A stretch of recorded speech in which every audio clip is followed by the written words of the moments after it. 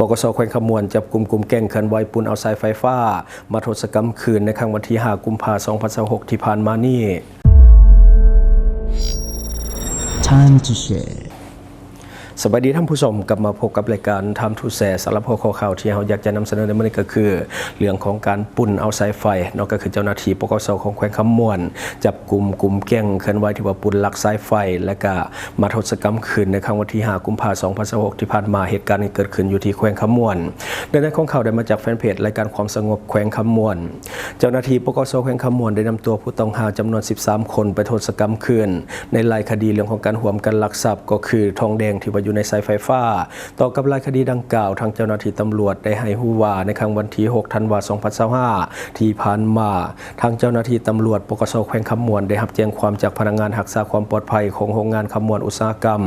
ที่ตั้งอยู่บ้านนางแงวเมืองท่าแขกแขวงขมวนมีกลุ่มคนหายประมาณ10 กว่าคนแต่ละคนก็คือใส่ผ้าปิดปากและก็ปิดบังใบหน้าพร้อมถืออาวุธปืนบ่ทราบชนิดนับขู่พนักงานรักษาความปลอดภัย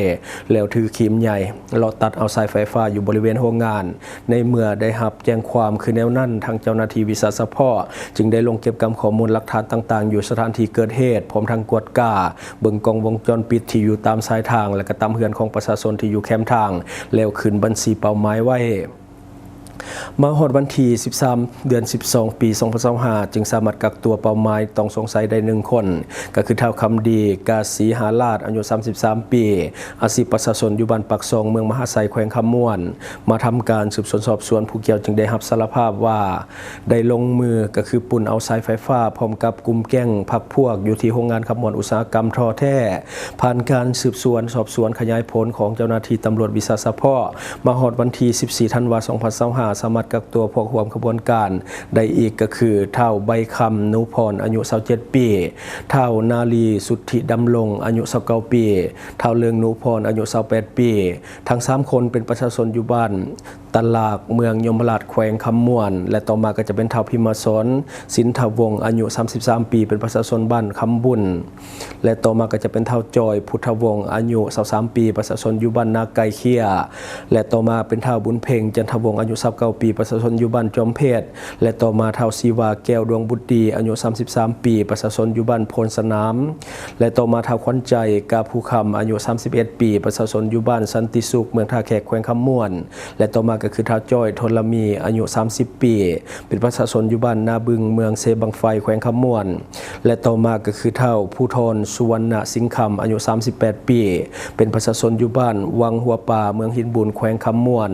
และต่อมาก็เป็นเท่ากระปูเขียนวิไลอายุ 30 ปีเป็นประชาชนอยู่บ้านเวิร์นเมืองไซบุรีแขวงสวรรณเขตมาทำการสืบสวนสอบสวนพวกเกี่ยวได้รับสารภาพได้ร่วมกันลงมือก่อเหตุปุนทรัพย์ก็คือปุนเอาสายไฟก็คือในการลงมือก่อเหตุแต่ละครั้งพวกเกี่ยวแมนได้นำเอาพาหนะก็คืออาวุธและก็อุปกรณ์ต่างๆก็คือรถกระบะยี่ห้อฮุนไดสีฟ้าป้ายทะเบียนกก3174 ขมวนซึ่งเป็นรถของท้าวคำดีและก็มีปืนเก็บจำนวน2 กระบอกปืนลมจำนวน1 กระบอกครีมตัดเหล็กใส่ตัดสายไฟจำนวน2 อันและก็มีมีดคัตเตอร์สำหรับปอกสายไฟจำนวน2 อันและมีผ้า1 ดวงมีดปลายแหลมจำนวน3 ดวงไมโครกลมยาวประมาณ80 เซนคนละอันซึ่งใส่เป็นอาวุธในการลงมือก่อเหตุพร้อมทั้งหาบสารภาพในการก่อเหตุแต่ละครั้งต่อกับเจ้าหน้าที่ก็คือครั้งวันที่ 30 มิถุนายน 2025พวกเกี่ยวได้ลงมือปูนเอาสายไฟฟ้าอยู่ที่โรงงานบดหินบริษัทซิโนตั้งอยู่บ้านพลงามเมืองท่าแขกแขวงขมวน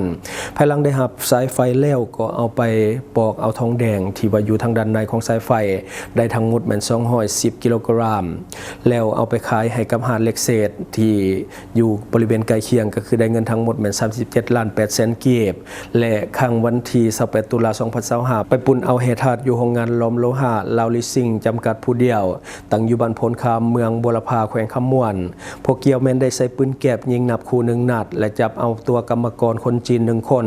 และกรรมกรคนลาว1 คนมัดมือไขว้หลังไว้แล้วพากันซอกคนเอาเหล็กและก็เอาทองแดงในสายไฟแต่บ่ได้วัตถุจึงได้พากันเอาตัวหลบหนีไปตกมาฮอดวันที่ 2 ธันวาคม 2025พวกเกี่ยวแม่นได้ร่วมกันในการปุ่นเอาสายไฟฟ้า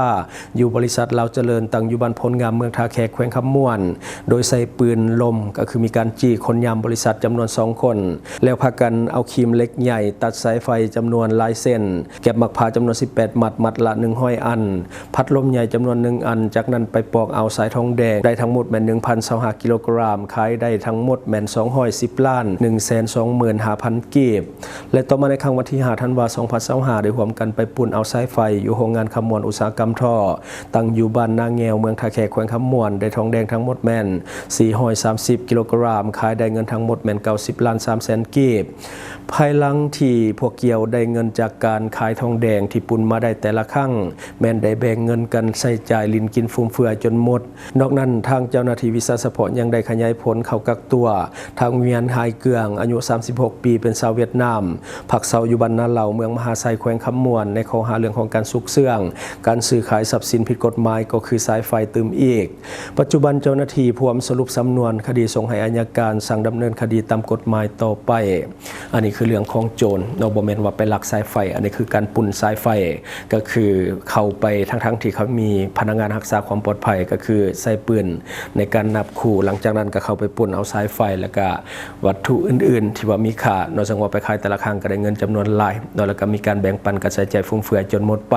แต่สุดท้ายไปบรอดถึกเจ้าหน้าที่สามารถจับกุมไว้ได้ทั้งแก๊งก็คือ13คนประเด็นมาต่ออีกข่าวหนึ่งที่เป็นข่าวดังเช่นกันก็คือมีการเปิดเผยโฉมหน้าคนหายที่ว่าก่อเหตุเรื่องของการลักกระเป๋าของเจ้าของแบรนด์แจวซื้อดังที่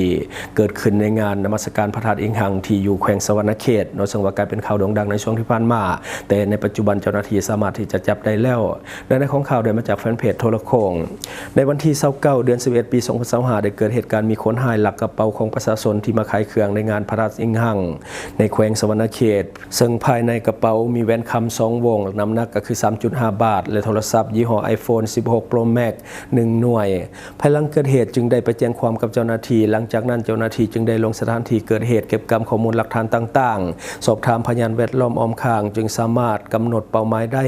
โดยผู้ถึงหาที่ได้ไปเซาห้องเซาแห่งหนึ่งอยู่บ้านโนนสวัสดิ์นครไกรสอนพรหมวิหารแขวงสวรรณเขตจากนั้นจึงได้ประสานสมทบกับเจ้าหน้าที่ปกส.กลุ่มและอำนาจการปกครองบ้านเข้ากักตัวเป้าหมายซื้อนางเพชรสมรแก้วปัญญาอายุ41ปีอาชีพกรรมกรบ้านเกิดแม่นอยู่บ้านนาเหล่านครไกรสอนพรหมวิหารแขวงสวรรณเขตผู้ก่อเหตุลักทรัพย์สินของประชาชนอยู่ในงานบุญพระธาตุอิงหังผ่านการสอบสวนผู้เกี่ยวรับสารภาพว่าผ่านมาแม่นผู้เกี่ยวเคลื่อนไหวลักทรัพย์สินของพ่อแม่ประชาชนในงานพระธาตุอิงหังและในเทศบาลนครไกรสอนพรหมวิหารมาแล้ว6ครั้งส่วนเครื่องของกลางที่ผู้ถูกหาหลักไปนั่นทางเจ้าหน้าที่วิสาสะเพาะปกส.นครไกรสอนพรหมวิหารแม้นจะได้ประสานสมทบกับเจ้าหน้าที่ปกส.แขวงเพื่อสืบต่อนำเก็บกู้เครื่องของกลางมาคืนให้กับเจ้าของทรัพย์เดิมอันนี้ก็คือเนื้อในของข่าวซึ่งว่าข่าวนี้เป็นข่าวดังที่เกิดขึ้นในช่วงที่ผ่านมาหลายคนน่าจะได้เห็นในช่วงที่จัดงานบุญนมัสการพระธาตุอิงหังหลังจากงานพระธาตุหลวงก็คือจะจัดขึ้นทุกๆปีและเจ้าของแบรนด์แจวซื้อดังก็ได้ไปตั้งบูธขายเครื่องก็คือแล้วก็เหตุกระเป๋าเสียซึ่งว่าตอนนั้นก็เป็นข่าวดังซึ่งว่าทรัพย์สินก็ค่อนข้างที่จะหลายรวมๆกันก็ลอยไปล้านเรื่องนี้เป็นข่าวโด่งดังที่ว่าเกิดขึ้นในช่วงท้ายปี2025ในงานนมัสการพระธาตุอิงหังที่นครไกรสอนพรหมวิหารแขวงสวรรณเขตเจ้าของทรัพย์แม่นภรรยาของเจ้าของแบรนด์แจวซื้อดังกรุงต้องลองซึ่งว่าหลายคนน่าจะรู้จักกันเป็นอย่างดีตามที่ได้เป็นข่าวความเสียหายมันอยู่ประมาณ100 ล้านรวมๆกันทุกอย่างคือตอนนี้จับคนหายได้แล้วแต่ว่าทรัพย์สินยังบ่ได้ครบขาดว่าจะใช้เวลาอีกบ่นานในการรวบรวมทรัพย์สินและการส่งคืนเจ้าของทรัพย์เดิมอันนี้ก็เป็นผลงานของเจ้าหน้าที่ที่ว่าเพิ่นได้เอาใจใส่ติดตามเพราะว่าเรื่องมันก็เกิดขึ้นมาหลายเดือนแล้วแต่ว่าตอนนี้หากเพิ่งได้มาจับได้สำหรับผู้ที่ว่าก่อเหตุซึ่งว่าก็มีหลายเคสมีหลายกรณีแต่ว่ากรณีนี้ถือว่าเป็นคนดังก็สามารถที่จะจับได้ไวกว่ากรณีอื่นๆคือตอนนี้ก็น่าจะได้ทรัพย์สินมาบางส่วนแหละต้องรอท่าตื่มอีกหน่อยนึงบัดนี้มาต่ออีกหนึ่งข่าวก็คือเจ้าหน้าที่ของไทยเขาจับกุม10ตำรวจเอกมีการพัวพันเรื่องของยาเสพติดหัวมือกับนักค้ายาสปป.ลาวเฮ็ดหน้าที่ในการควบคุมการลำเลียงยาเสพติดและก็หับโอนเงินค่ายาเสพติดนำด้วยและในของข่าวได้มาจากแฟนเพจ CS7 SD News วันที่ 16 กุมภาพันธ์ 2026 สำนักงานคณะกรรมการปราบปรามยาเสพติดแห่งชาติของไทย เปิดเผยผลปฏิบัติการยุทธการตัดเนื้อให้จับกลุ่มเจ้าหน้าที่ของรัฐร่วมขบวนการค้ายาเสพติดข้ามชาติโดยผู้ก่อเหตุเป็นตำรวจที่รับผิดชอบเกี่ยวกับเรื่องของเวียกงานสืบสวนปราบปรามในพื้นที่ภาคตะวันออกเฉียงเหนือก็คือภาคอีสานของไทยคดีนี้ปปส.สืบสวนขยายผลดนกว่า 3 เดือนจนกระทั่งสามารถรวบรวมพยานหลักฐานขอศาลอนุมัติหมายจับผู้เกี่ยวข้องทั้งหมด 4 คนเป็นประชาชน3 รายและก็เป็นเจ้าหน้าที่ของรัฐ1 รายพบพยานหลักฐานเกี่ยวข้องเส้นทางการเงินและก็พยานหลักฐานอื่นๆจนนำมาซึ่งการออกหมายจับโดยมีรายละเอียดดังต่อไปนี้ผู้ที่1นางผู้เวียงอันนี้นามสกุลเพิ่นสงวนไว้ก็คือเป็นชาวสปป.ลาวเป็นผู้ที่สั่งการนำยาเสพติดจากฝั่งสปป.ลาวเข้าไปยังฝั่งประเทศไทยและคนที่2ท้าวสารหยุดอันนี้ก็สงวนนามสกุลอันนี้เป็นชาวไทยเป็นผู้ร่วมกระบวนการและก็จัดหารถยนต์ลำเลียงยาเสพติดและคนที่3คือนางสาวปุญญวีอันนี้ก็สงวนนามสกุลเป็นชาวไทยผู้ร่วมกระบวนการและก็จัดหารถลำเลียงยาเสพติดเช่นกันและคนที่4ก็คือตำรวจเอกนนทพัฒน์เจ้าหน้าที่ของรัฐมีบทบาทเป็นผู้ประสานงานควบคุมการลำเลียงยาเสพติดและมีการหับโอนเงินค่ายาเสพติดร่วมกับเครือข่ายนักค้ายาเสพติดข้ามชาติก็คือคนสปป.ลาวโดยในวันที่30 มังกรวันที่2 กุมภาพันธ์ ปี 2026 สำนักงานปราบปรามยาเสพติดและสำนักงานปปส.ภาค 4 สามารถจับกลุ่มบุคคลตามหมายจับ 4 คนกวดยึดทรัพย์สิน 1.6 ล้านบาทและก็ยังมีการอายัดเงินในบัญชีธนาคาร 4 บัญชียอดเงินคือ 985,837 บาทจากการสืบสวนพบว่านางผู้เวียงนักค้ายาเสพติดข้ามชาติชาวลาวมีพฤติกรรมก็คือจัดหายาเสพติดจากฝั่งสปป.ลาวเข้าไปยังฝั่งประเทศไทยมีการจัดหาทีมลำเลียงรวมถึงการประสานงานเจ้าหน้าที่ของรัฐเพื่ออำนวยความสะดวกให้กลุ่มลำเลียงยาเสพติดและมีส่วนรู้เห็นเกี่ยวกับเรื่องของยาเสพติดโดยในระยะปี 2025 พบว่ามีคดีการจับกลุ่มที่เกี่ยวข้องกับนางผู้เวียงรวมทั้งหมดแม่น6 คดีจับกลุ่มผู้ต้องหา 6 คนมียาบ้า 5,800,000 เม็ดยาไอ 917 กิโลกรัมเหตุเกิดในพื้นที่จังหวัดนครราชสีมาจังหวัดบึงกาฬจังหวัดสระบุรีและจังหวัดราชบุรีเลขาธิการปปส.ได้มอบหมายให้กับอัครราชทูตที่ปรึกษาด้านการควบคุมยาเสพติดประจำสถานเอกอัครราชทูตอยู่เวียงจันทร์พบกับพันเอกแพงไสยวงศ์ซึ่งว่าเป็นหัวหน้ากรมตำรวจสกัดกั้นและต้านยาเสพติดกรม502เพื่อหารือแนวทางร่วมมือกันในการสืบสวนปฏิบัติการร่วมระหว่างประเทศไทยและสปป.ลาวเพื่อขยายผลเครือข่ายดังกล่าวร่วมกันในการสืบสวนบุคคลและทรัพย์สินเกี่ยวข้องเพื่อดำเนินคดีกับผู้เกี่ยวต่อไปอันนี้ก็คือเนื้อในของข่าวเนาะทั้งหมดก็คือสิ่งที่เราเก็บมาเล่าสู่ฟังหวังว่าท่านจะได้รับสาระดีๆสำหรับท่านที่ว่าเบิ่งรายการเฮาอยู่คิดเห็นจะได้กับสิ่งที่ว่านำเสนอไปก็อย่าลืมฝากไว้ภายใต้คอมเมนต์ของเฮาและข้าพเจ้าจะเข้าไปอ่านด้วยตนเองขอขอบใจช่องทางที่คุณสามารถรับชมข่าวสารจาก Time to Share Studio Fanpage Time to Share Laos YouTube Time to Share TikTok Time to Share Laos Facebook สิงห์ดาราสายลินอยู่เมืองลาวใช้แต่เงินกีบลาวและส่งเสริมผลิตภัณฑ์ภายในเพื่อลดพรการนำเข้าสินค้าและแก้ปัญหาเงินตา Subscribe for more video.